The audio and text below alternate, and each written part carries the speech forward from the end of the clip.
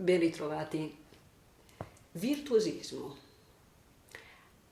Che cos'è il virtuosismo e cosa possiamo cogliere di questo aspetto? Il virtuosismo è un aspetto molto evidente che coinvolge l'ascoltatore, ma che richiede una gran fatica e una grande abilità da parte dell'esecutore. L'abilità tecnica al massimo livello. Qui parliamo di virtuosismo a tutti i livelli e per tutti gli aspetti. In campo musicale il periodo che immediatamente noi portiamo alla memoria come massimo, la massima esplosione del virtuosismo è l'Ottocento, quando ovviamente abbiamo una perfezione anche negli strumenti e voce. I virtuosi sono a tutto campo, ovviamente. Nell'Ottocento un grande apporto a questo aspetto lo ha dato il pianoforte. Pianoforte strumento che si è affermato, che è nato e si è affermato poi in questo periodo e che ha dato la possibilità di esprimere tanti aspetti, non solo quelli virtuosistici, anche quelli espressivi, ma di questo ne parleremo in un altro video. La difficoltà tecnica. La difficoltà tecnica l'affronta qualunque esecutore, qualunque studioso di musica.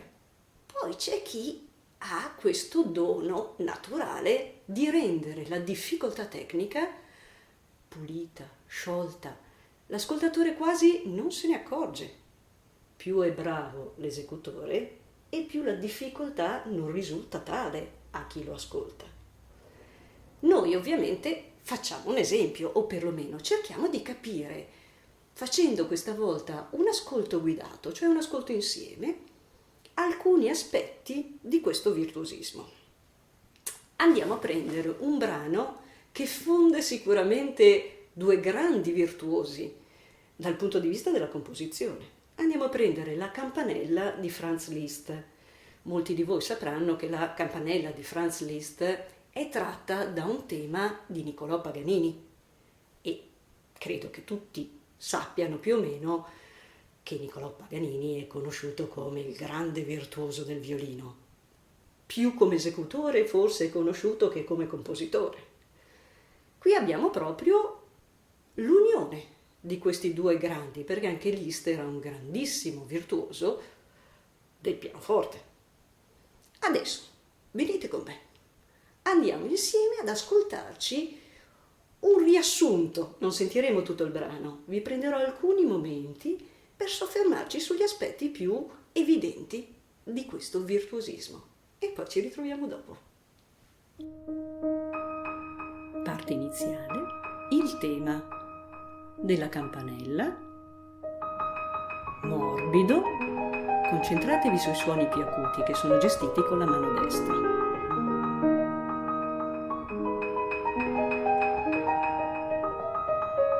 Ripete, così lo memorizziamo bene.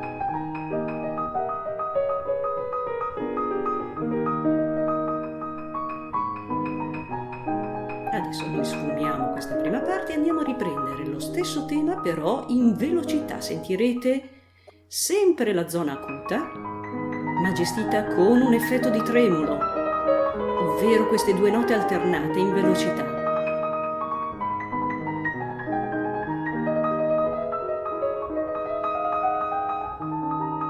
Sfumiamo e andiamo a prendere un'altra parte di estremo virtuosismo.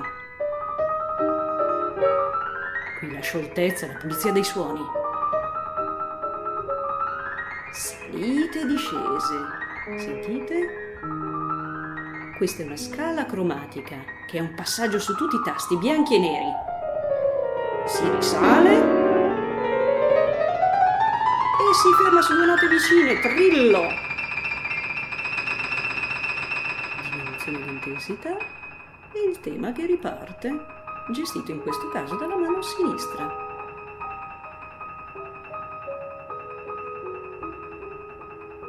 E noi qui chiudiamo il nostro ascolto guidato.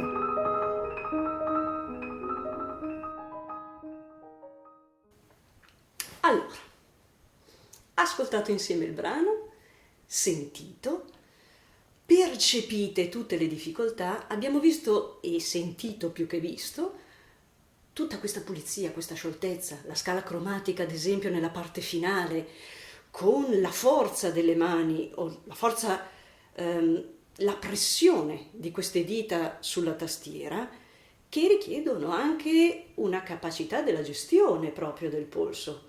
Velocità e forza sono sicuramente due aspetti non da poco.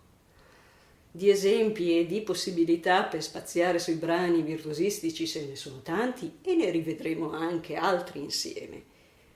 Come vi ho detto già prima, analizzeremo vari aspetti, tra cui anche in un'altra occasione l'aspetto dell'espressività, che è un'altra capacità, un'altra dote che un esecutore può mettere in evidenza. Arrivederci alla prossima.